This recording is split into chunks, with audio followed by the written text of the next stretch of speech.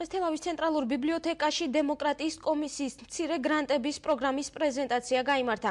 პროგრამა საქართველოში ამერიკის შეერთებული შტატების საელჩო საზოგადოებასთან ურთიერთობის განყოფილება ელჩის მოადგილისა და განყოფილების ხელმძღვანელის თავმჯდომარეობით ახორციელებს. მასში მონაწილეობის მიღება საქართველოს არაკომერციულ, არასამთავრობო, საგანმანათლებლო და მედია ორგანიზაციებს შეუძლიათ. დაფინანსების შემთხვევაში კომისია გრანტებს მაქსიმუმ 24,000 ამერიკული დოლარის ოდენობით გამოყოფს.